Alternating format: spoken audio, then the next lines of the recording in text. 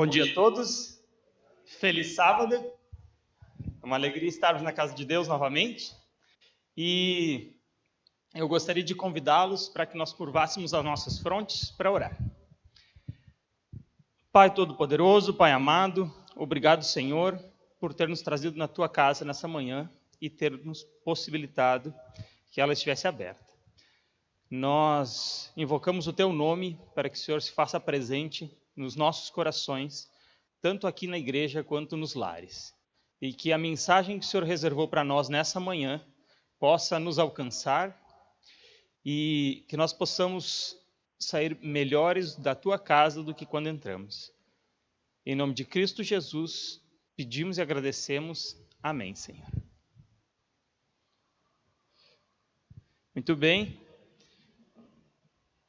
A nossa reflexão de hoje, ela fala sobre um assunto simples, mas ao mesmo tempo com algum grau de profundidade.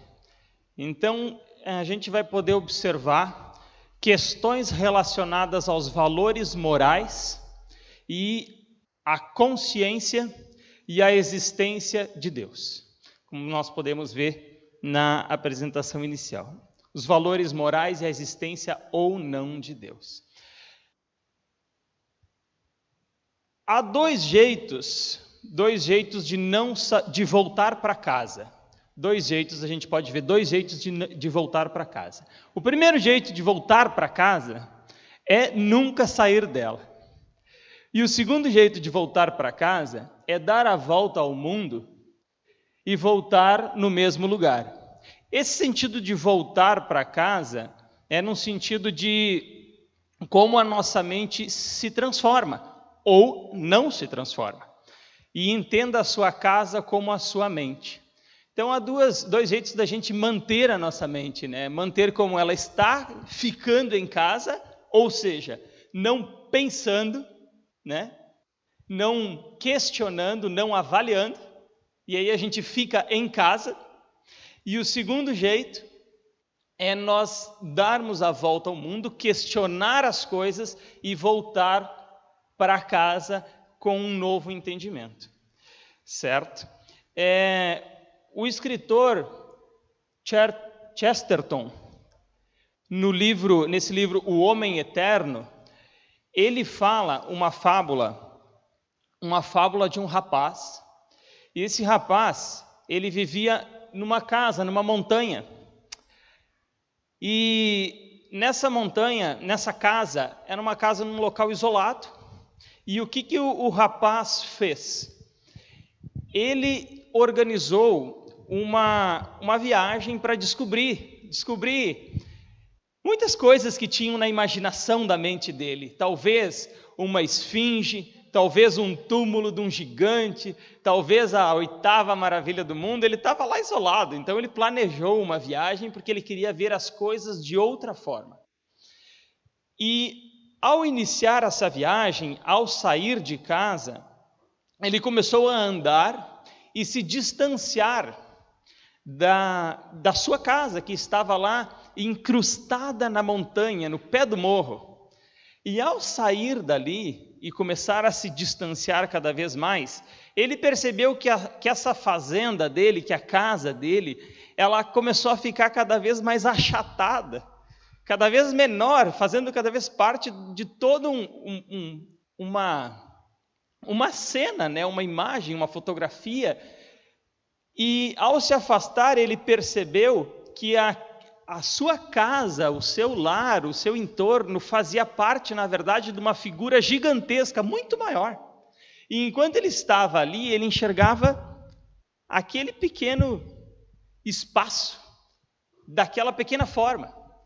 E ao sair, ele percebeu, então, que ele estava muito próximo, ele estava próximo demais para enxergar algumas coisas e precisava se afastar. Chesterton, através desse relato, ele traz para nós que o verdadeiro progresso de qualquer inteligência, de qualquer inteligência realmente independente, ele acontece dessa forma. Quando nós conseguimos nos afastar quando nós conseguimos buscar por respostas profundas e quando buscamos realmente, vamos atrás. E o que acaba acontecendo, que a gente percebe? Por outro lado, existem algumas pessoas que percorrem caminhos nessa saída de casa que são um pouco diferentes. Por exemplo, esse rapaz, ele saiu de casa e ele foi ao mundo, e ele formou novas opiniões, e ele construiu pensamentos, e ele buscou conhecimento.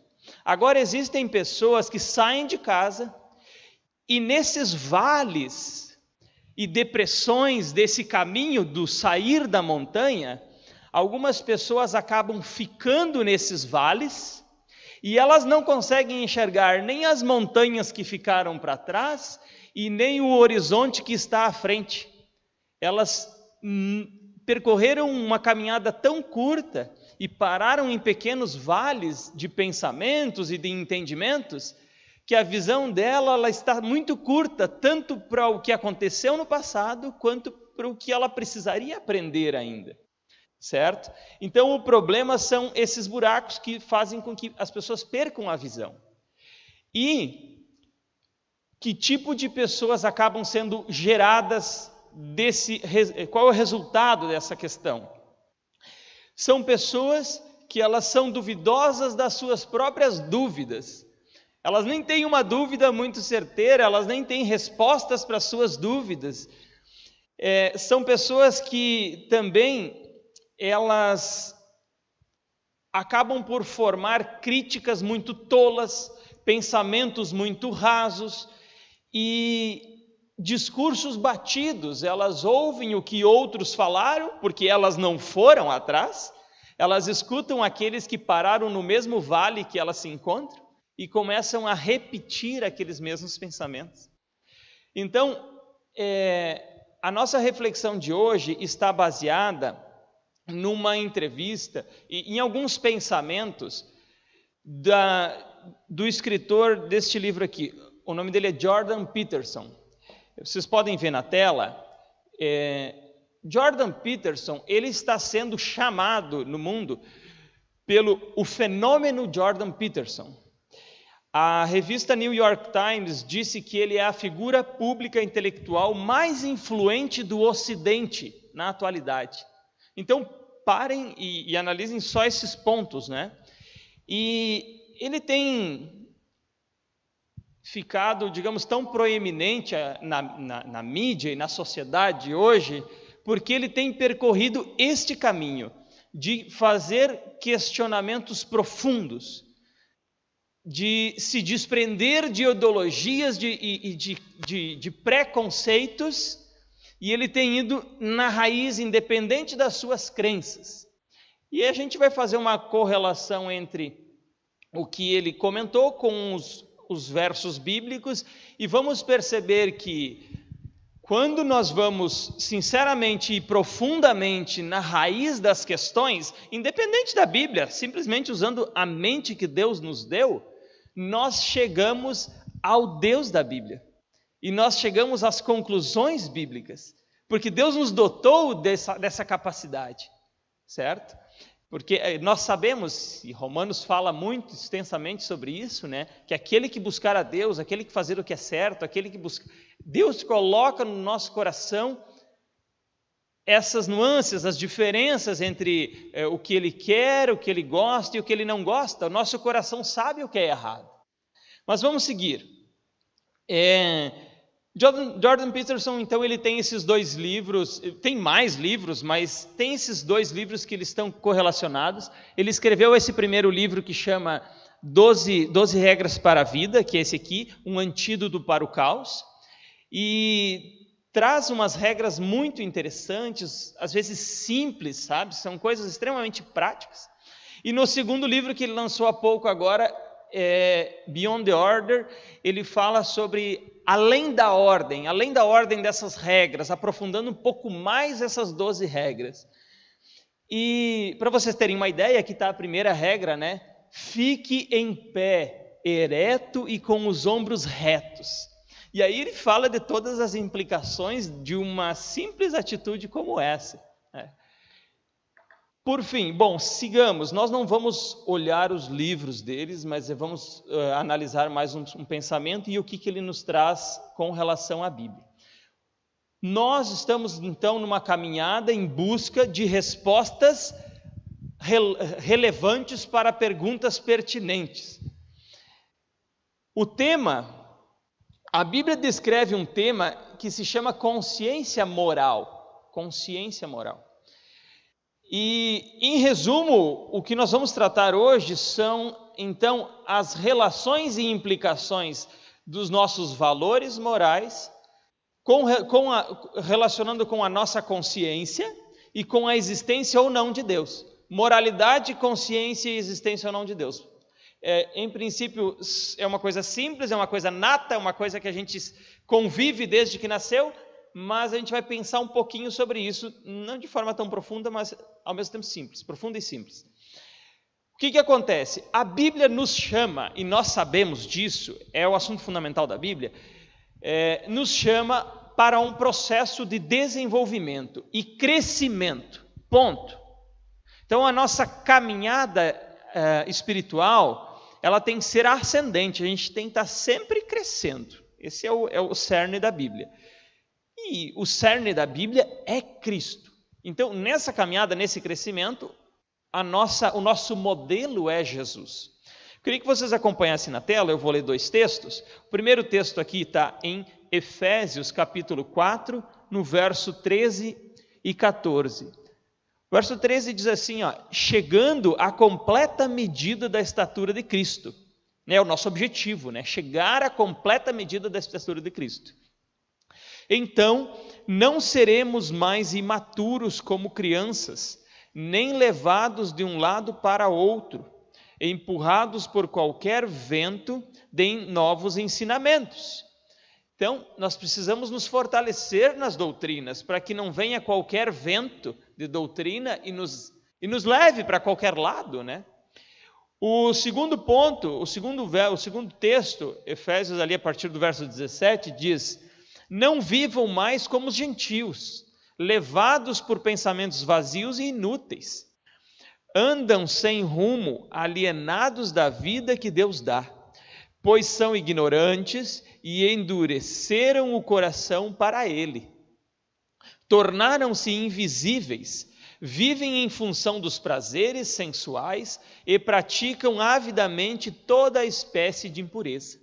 Então, que a gente não seja tão leviano dessa forma, é o que a Bíblia recomenda e é o que Jordan Peterson nos traz. Ele fala para que a gente seja profundo, para que a gente analise sinceramente e profundamente as questões. Então, Jordan Peterson diz assim, como vocês podem ver, maturidade moral, 2 princípios, maturidade moral e autogovernança responsável. Então, nós precisamos alcançar uma maturidade moral, perfeito. E aí a gente vai descobrir onde é que está a fonte da moralidade. Quem é a fonte da moralidade? A gente já sabe. Mas então, precisamos nos relacionar com a fonte da moralidade. E precisamos de uma autogovernança responsável. Maturidade moral, e aqui vem um ponto importante para nós cristãos, maturidade moral não quer dizer salvação. Por quê? Porque tem muita gente muito maduro moralmente, mundo afora, certo? Tem muitas pessoas fora das igrejas maduras moralmente. Então, maturidade moral não quer dizer salvação, certo? Autogovernança responsável, o ser humano, o homem, segue isso. Ele, digamos assim, como diria um conhecido, eu me governo. Eu me governo. O ser humano se governa, certo? E aqui está um problema. O ser humano se governa separado de Deus, Ele se governa em busca da sua felicidade.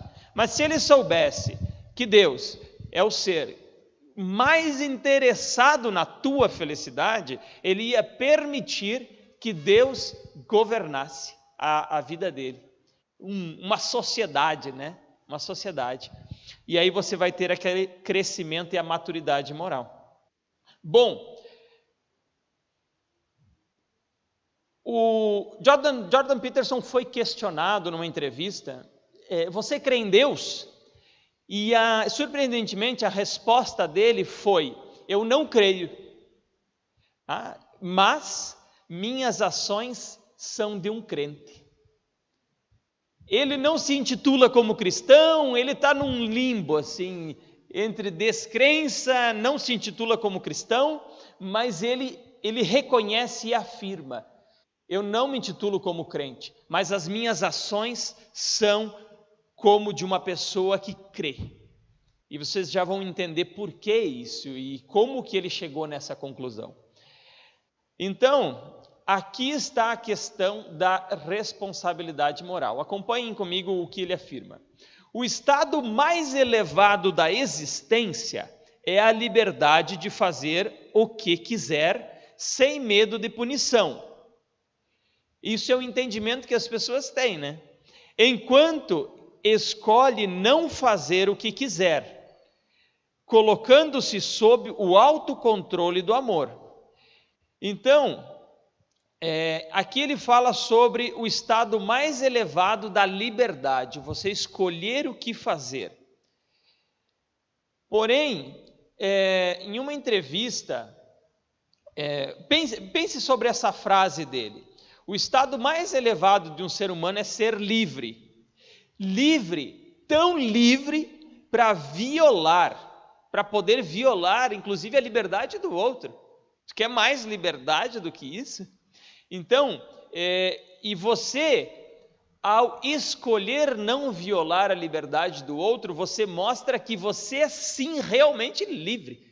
Você faz as suas escolhas. Tem um podcast na internet que é apresentado por esse rapaz, Tim Ferriss. A história dele é muito legal também. E ele afirma, ele meio que pede para o Jordan Peterson comentar uma afirmação que ele fez anteriormente. Ele diz assim, você descreveu o conhecimento das histórias da Bíblia como vitais para uma saúde psicológica adequada. Comente. Esclarecendo um pouquinho para vocês, o Jordan Peterson ele é um psicólogo canadense. E ele tem mais de 20 mil horas de prática psicológica. Ele essa foi a base que levou ele a ser a pessoa mais importante do Ocidente nas questões de opinião e pensamento. E dentro das afirmações dele, vocês imaginem uma pessoa que não se diz crente em Deus,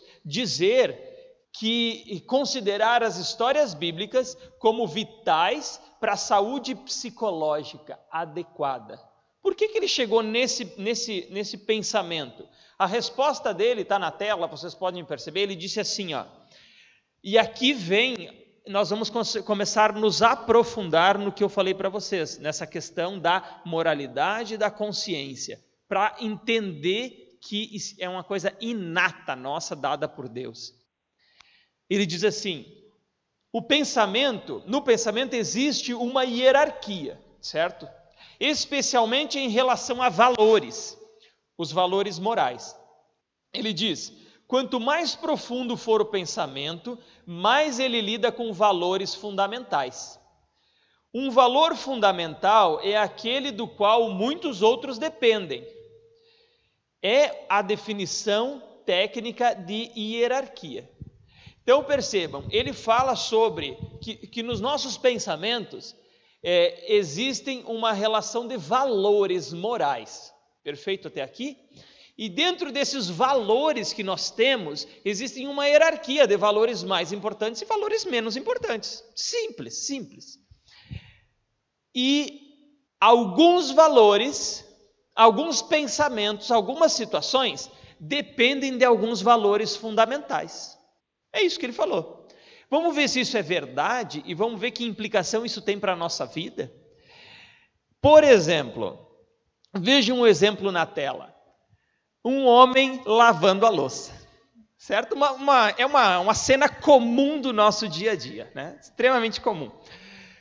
Vamos imaginar um casamento em que o casal, ele combinou, ele acertou, ele ajustou de que ora a mulher lavaria a louça e ora o homem lavaria a louça, e eles fariam um intercalamento aí. Porém, imagine a situação hipotética, isso não aconteceria na realidade, mas imagine a situação em que o homem começa a falhar nesse ponto. Hipotético. E ele começa a falhar, e ele falha uma vez, e ele falha outra, e ele falha outra por N razões.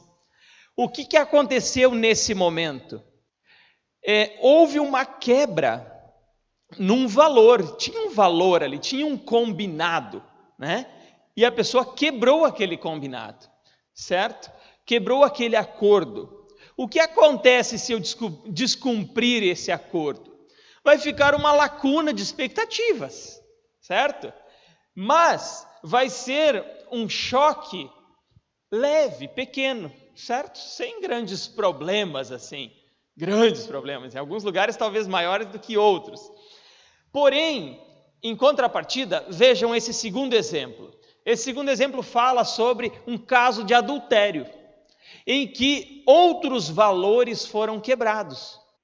Vocês percebem uma diferença no nível dos valores? Nos dois casos tinham um combinado, mas houve uma quebra nos valores.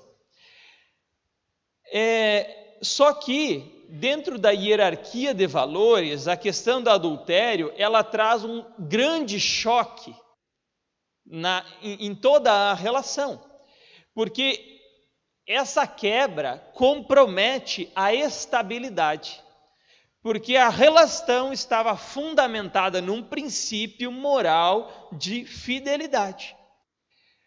Percebam, isso aqui é um psicólogo observando a experiência humana. Simples, ele é só um psicólogo observando a experiência humana.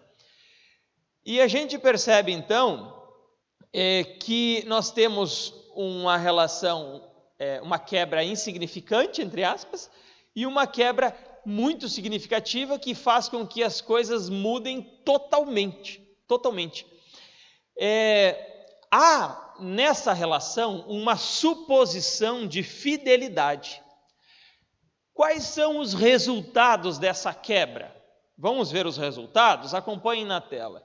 Nós temos ali uma violação moral, um colapso existencial, porque você tinha a tua vida fundamentada em alguns valores. Então, pessoas que são mais sensíveis moralmente, elas podem ter danos enormes de uma relação assim.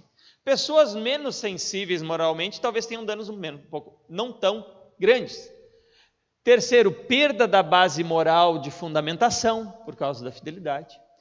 E Jordan Peterson aponta efeitos adversos relacionados, efeitos biológicos, psicológicos, né? E a gente percebe isso, pessoas que adoecem por causa de grandes traumas, né? Adoecem fisicamente.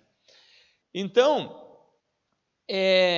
a partir disso, então, ele diz o seguinte, vejamos.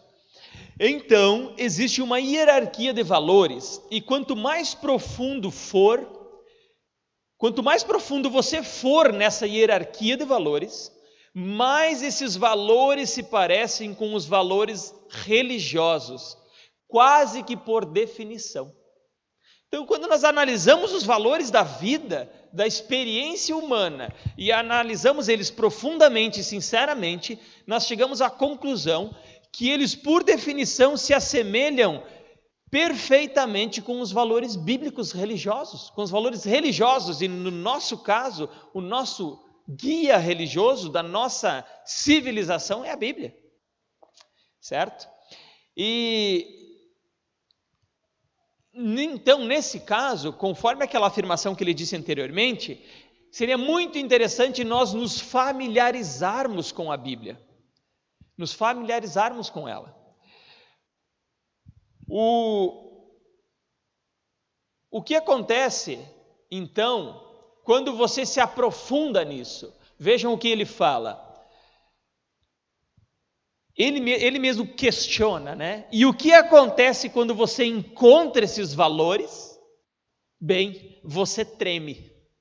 Você treme. Você não consegue, ao olhar para essas coisas, ao estudar essas coisas, ao olhar no fundo no teu coração, você não consegue ignorar, ou você não olha e ignora e segue a vida sem pensar, ou se você pensar e olhar, você vai implicar em mudanças, ou pelo menos vai te incomodar profundamente. Então, por quê? Por que isso? Porque existe uma aliança, existe um compromisso. Quando você olha profundamente, você chega à conclusão de que são valores perfeitos e verdadeiros. E quando você viola esses valores, tem um resultado. Olha o que Jordan Peterson continua dizendo. Deixa eu ver. Aqui, ó. Encarar a realidade. Ponto 1. E você, descrente, pode pensar, eu não. Bem, tudo isso significa que você está protegido. Você se blindou a um grau que você possivelmente não pode imaginar. Se você disser que para você não afeta em nada, você não sabe, mas você se blindou a tal ponto que você não pode nem imaginar. É difícil pessoas que se blindam tão profundamente. É fácil, às vezes, nós nos blindarmos de não pensar nessas coisas quando tudo vai bem. Agora, quando nós nos deparamos com o mal, e o mal, eu quero dizer, quando você se depara com um estuprador, com um assassino, com um pedófilo, automaticamente e inegavelmente, eu nem vou falar, vou deixar que o Jordan fale, ele diz assim, ó, um dia talvez você encontre alguém malévolo, alguém que é mau, perverso e cruel.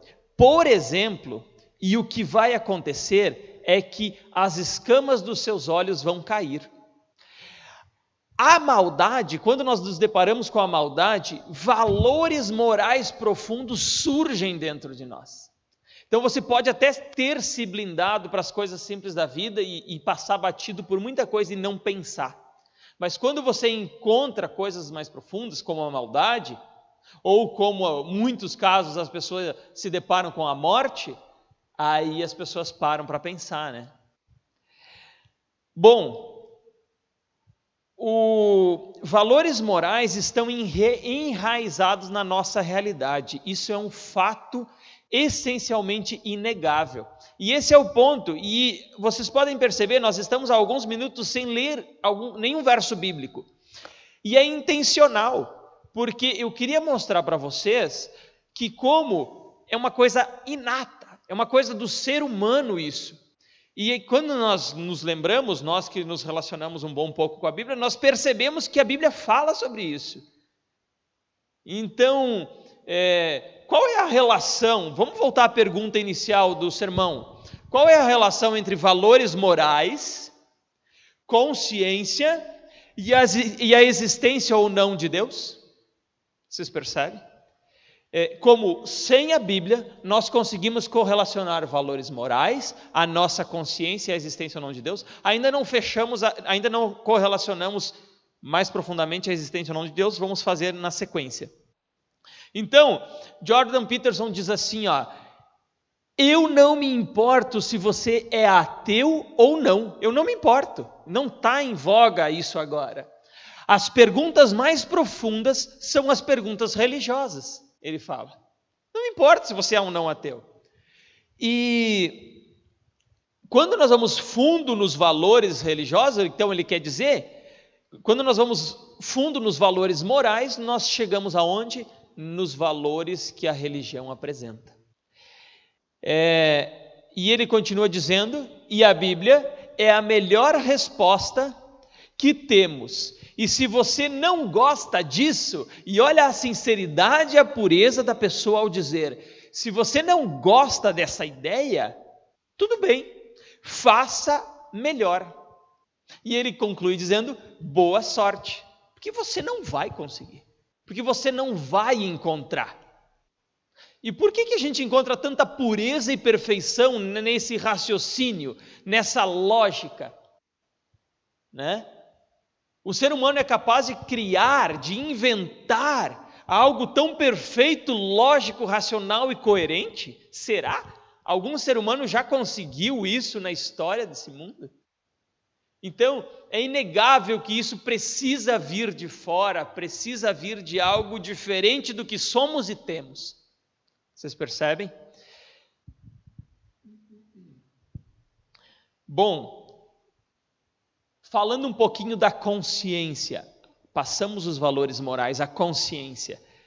Você, e olha que interessante, você não acorda às 4 horas da manhã e perde o sono por ter falado a verdade. Alguém já sofreu disso? Eu falei a verdade e agora eu não consigo mais dormir porque eu falei a verdade? Muito pelo contrário, né? A gente acorda às 4 da manhã e não consegue mais dormir porque não falou a verdade. Porque enganou, porque mentiu, porque roubou, porque quebrou valores fundamentais. Valores morais que são basilares na nossa vida e do nosso pensamento. Então,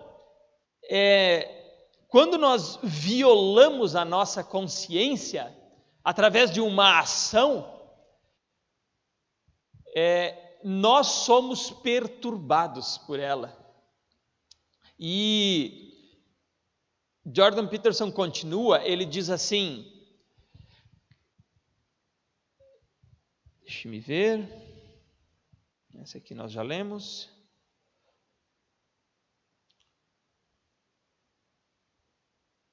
Essa aqui.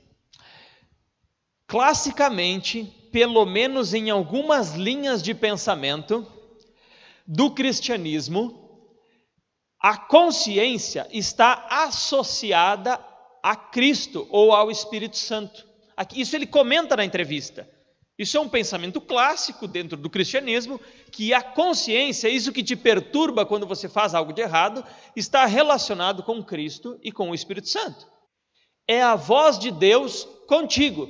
E é o que nós aprendemos quando nós estudamos a Bíblia, né? É a nossa interpretação, é o nosso entendimento.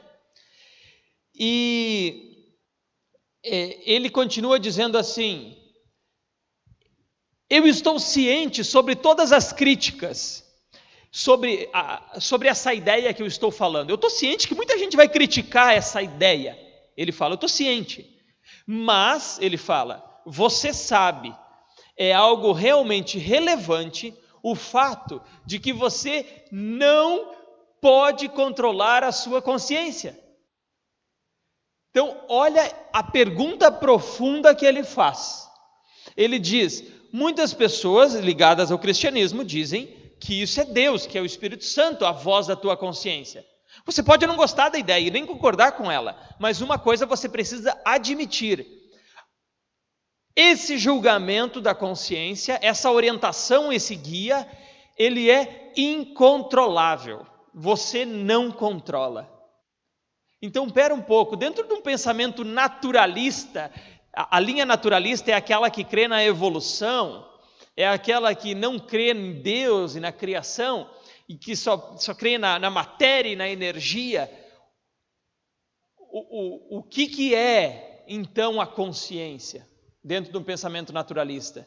Se você não pode controlar, e ele te acusa, e a parte fantástica e fundamental, e isso chega a me encher de alegria, assim, de perceber isso, é como uma bússola, ela aponta sempre para o norte, sempre para uma direção, em todos nós, seja você quem seja, tenha a idade que tenha tido a base que tenha tido a criação que tenha vivido, essa consciência moral aponta em todos os casos para uma direção, Para algumas pessoas de uma forma um pouco mais clara, para outras pessoas de uma forma não tão clara, mas aponta na mesma direção. Isso não é fantástico? Isso não é impensável? Então, pessoas que se colocam, se dispõem a questionar, a se questionar, a analisar as questões dessa forma, passam a ter alguns problemas, né? Porque isso mexe. E eu nem estou falando da Bíblia. Esse é o ponto importante. Nós já vamos nos aprofundar em mais versos, mas vocês percebem o que é a consciência e o que é, porque às vezes nós nos focamos, passamos muitos sermões, né, Paulo? Aqui estudando a função do Espírito Santo. E através dos versos bíblicos a gente percebe que a função do Espírito Santo é essa. E aponta nesta direção, e nós vamos ver os versos daqui a pouco. Agora nós não estamos usando a Bíblia, e nós estamos percebendo que nós temos uma consciência, que a Bíblia fala que é o Espírito Santo, que faz isso de fato. Seja você ateu, cristão, o que você for. Certo? Essa bússola é perfeita. Então, Jordan Peterson questiona: o que é isso exatamente? O que é essa atividade que ocorre involuntariamente na esfera humana, que diz isso é certo, aquilo é errado? O que é isso? E aí ele responde: isso não é você. Isso não é você. Isso te mantém responsável. Vocês percebem que isso previne um caos? Um caos? Se as pessoas não tivessem essa coleira que impede elas de seguir loucamente como um Rottweiler que avança e destrói, né, o que ele pega pela frente. Então, essa consciência é uma coleira que nos mantém responsáveis, e o texto continua dizendo: isso transcende você. E ele pergunta: o que é isso? O que é isso? Que faz esse julgamento das ações, que faz esse escrutínio da consciência. O que é isso? O que, aí agora uma conclusão minha, né? O que é isso se não Deus? O que é a consciência se não Deus se relacionando com você? Bem, ele continua dizendo então aqui: bem, se você pensa que não é nada, viole, olha o desafio, viole por um tempo e veja o que acontece. Se você acha que não é nada isso, então viole por um tempo e veja o que acontece. É uma questão universal. Toda a criatura na terra, crente, descrente, religioso, ateu, todo. A Bíblia fala que toda criatura, todo ser humano foi criado por Deus. Quer você queira aceitar isso ou não. E toda criatura criada por Deus, Deus se relaciona com ela. E aqueles que permitem que Ele se relacione consigo, têm uma experiência muito diferente. Muito diferente. Atos, capítulo 10, verso 34 e 35, nos diz assim, você pode abrir a Bíblia ou acompanhar na tela conosco. Atos 10, 34 e 35. Diz assim: então Pedro respondeu: vejo claramente que Deus não mostra nenhum favoritismo. Em todas as nações, Ele aceita aqueles que o temem e fazem o que é certo. Vocês perceberam? Vocês ouviram o que foi lido? Deus, Ele não tem favoritismo, Ele não faz acepção de pessoas. Esse vai na igreja, então eu vou me relacionar com ele. Não! Ele diz, em todas as nações, Ele aceita aqueles que o temem e fazem o que é certo. Fazer o que é certo não é ouvir Ele falando na nossa consciência? E temer a Deus o que é? Aí você tem que ir além de só obedecer à consciência, né? Jordan Peterson fala, vocês podem acompanhar no topo da tela, fazer o que é certo não gera salvação, mas revela quem está salvo. Interessante o pensamento dele. Para uma pessoa que não conhece a Deus, mas vive de acordo com aquilo que conheceu, pode estar salva, né? Porque Deus colocou as suas leis, imprimiu as suas leis no nosso coração.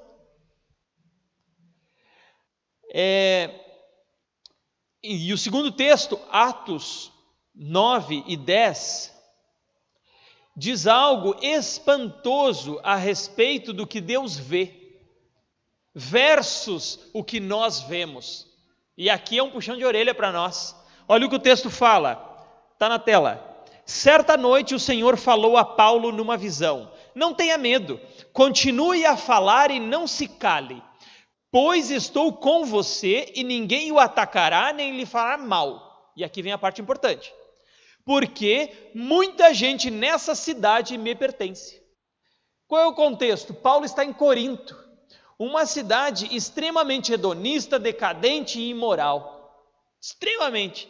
E ele fala: vá, Paulo, pregue. Ninguém vai te fazer mal, eu vou te proteger. Porque tem muita gente nessa cidade que me pertence.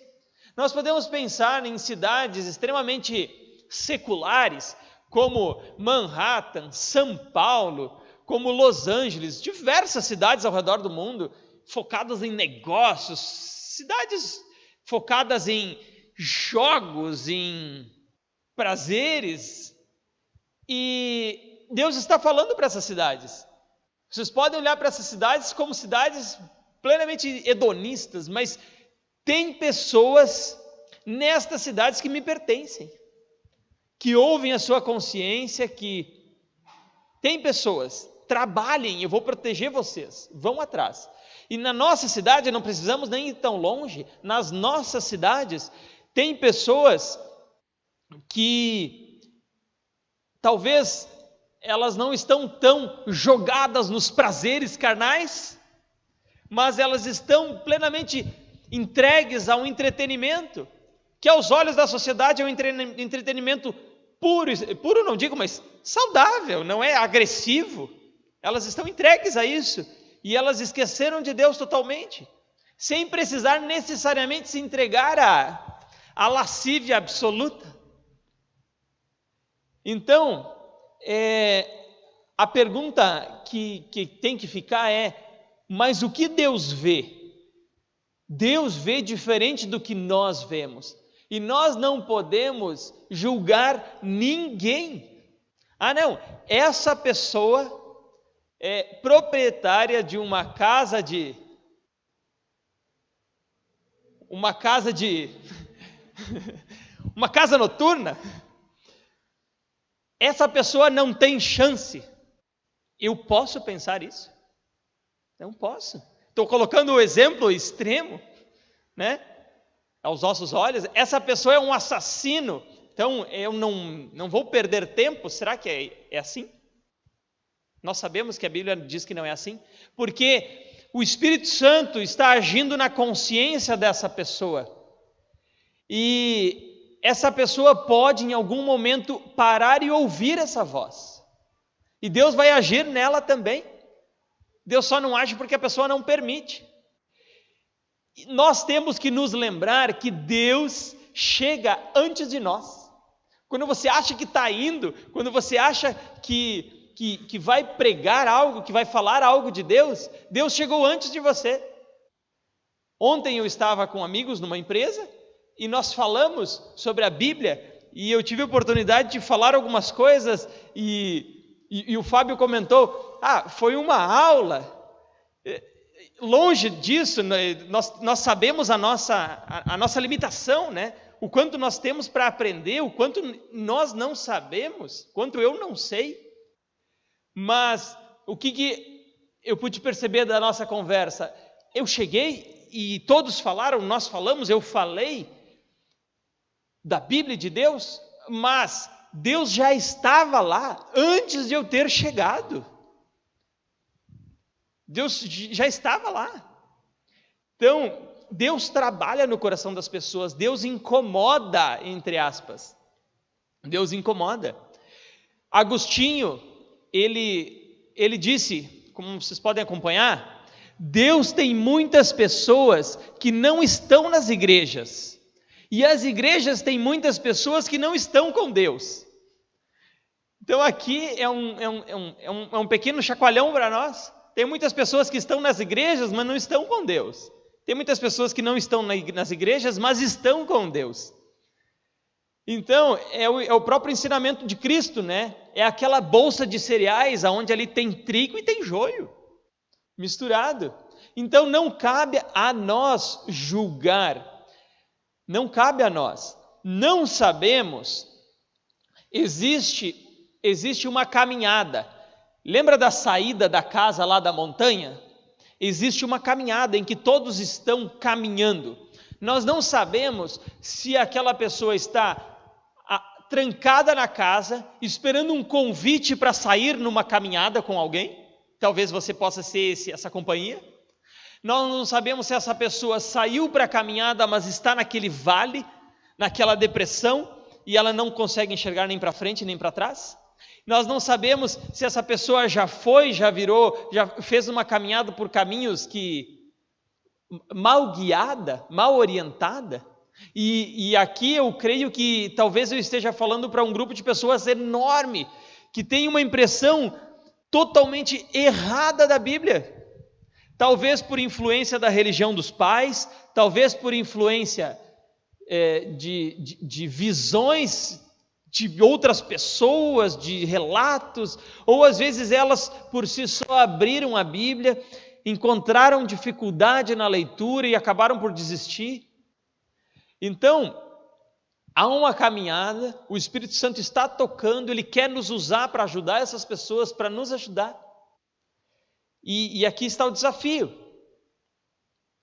Mateus capítulo 7, vocês podem acompanhar na Bíblia ou na tela, verso 1, separei 4 textos aqui para nós, diz, não julguem para não serem julgados. Romanos 14, 13 nos diz, portanto deixemos de julgar uns aos outros, em vez disso resolvam viver de modo a nunca fazer um irmão tropeçar ou cair. Romanos 2:1 diz, talvez você pense que pode condenar esses indivíduos, mas é igual a eles e não tem desculpa, ninguém é melhor do que ninguém, nós somos iguais a essas pessoas, a todas as pessoas. Talvez o nosso benefício, o ponto que nos torna melhor entre aspas, é que nós pelo menos estamos tentando, e devemos estar tentando fazer a vontade de Deus, buscar ouvir o que Deus quer de nós, buscar ouvir o Espírito Santo através da nossa consciência. E o texto continua, quando diz que eles deveriam ser castigados, condena a si mesmo, porque você que julga os outros, pratica as mesmas coisas. 2 Timóteo 2,19 diz, o Senhor conhece quem pertence a Ele, e todos que pertencem ao Senhor devem se afastar do mal. Então, não julgue, você não sabe a caminhada que cada pessoa está. E nós, nessa nossa caminhada aqui, estamos chegando ao fim. E saibam que muitos aí afora creem em amor, em verdade, em justiça, em justificação, em integridade. Muitos aí fora fazem e cumprem as suas promessas. Muitos falam a verdade mesmo quando não lhes é vantajoso. Muitas pessoas praticam diariamente a generosidade e dão abundantemente de tudo que têm, porque o Espírito Santo está agindo nelas. E o que falta para elas daqui a pouco é seguir um pouco mais nessa caminhada, ir um pouco mais a fundo, conhecer Deus melhor, né? Como nós já tivemos a oportunidade. E tudo aquilo que eu falei dessa consciência, os textos aqui de João nos esclarecem. João 16:8 diz: quando ele vier, convencerá o mundo do pecado, da justiça e do juízo. É Jesus falando quando o Espírito Santo fosse enviado sobre nós, ele nos convenceria.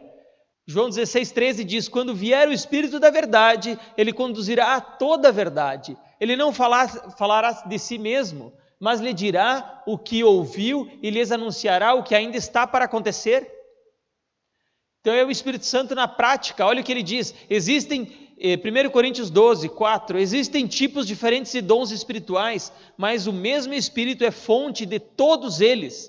Existem tipos diferentes de serviços, mas o Senhor a quem servimos é o mesmo.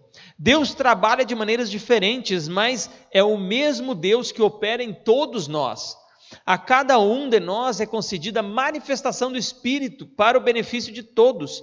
A um o Espírito dá a capacidade de oferecer conselhos sábios, a outros o mesmo Espírito dá a mensagem de conhecimento especial. A um o mesmo Espírito dá grande fé, a outro concede dom de cura, realizar milagres, capacidade de profetizar, capacidade de discernir a mensagem. Então, dom de línguas, dom de interpretação. Então o Espírito Santo vai agindo em todos nós de formas diferentes. A grande questão é, para nós encerrarmos, façam perguntas sinceras. Quem eu sou? O que eu estou escutando da minha consciência, do Espírito Santo falando através de mim, refreando os meus impulsos? Até mesmo Jordan Peterson, eu não concordo com tudo o que ele pensa, com todas as formas e os pensamentos que ele traz. Por quê? Porque ele é um ser em construção. Ele, assim como eu, como você, como qualquer pessoa. E o Espírito Santo está agindo nele e está agindo em mim. E ele está fora da igreja. Ele nem se diz cristão. Então vocês percebem a relevância das coisas? Nós temos a digital do Criador no nosso coração. Vocês perceberam? O verso bíblico de Romanos 2,15 fala, e está na ele fala, não está na tela, mas eu vou ler para vocês. Demonstram que a lei está gravada em seu coração, pois sua consciência e seus pensamentos os acusam. Eles dizem que estão agindo corretamente. Então, por fim, cruze o vale, viaje o mundo e volte para casa. Por que volte para casa? Com a mente renovada, organizada, porque vocês têm uma visita, uma pessoa que quer lhes fazer uma visita. E eu encerro com esse verso, Apocalipse capítulo 3, verso 20, diz assim, na linguagem da Bíblia Transformadora: preste atenção, estou à porta e bato. Se você ouvir a voz e abrir a porta, entrarei e juntos faremos uma refeição como amigos. Esse é Jesus Cristo falando para nós, que Ele quer repartir uma refeição conosco. Espero que o Espírito Santo tenha agido sobre nós nessa manhã, que nós possamos entendê-lo de forma mais clara e que nós possamos ouvi-lo cada vez mais. E todos sabem como é bom estar com tudo em dia, né? Mentalmente, tudo em dia, sem estar devendo nada, sem perder sono. Pode estar caindo o mundo, mas você não infringiu os valores morais fundamentais dados por Deus. Essa é a grande questão. Curvem as suas frontes, vamos orar. Pai Todo-Poderoso, obrigado nesta manhã, Senhor, por ter nos conduzido na Tua palavra e por ter nos conduzido nos pensamentos dos Teus filhos que estão espalhados pelo mundo. O Senhor usa pessoas, o Senhor tem pessoas no mundo que nós não sabemos, pessoas que têm se relacionado contigo, têm ouvido a Tua voz sem sequer abrir uma Bíblia, Pai.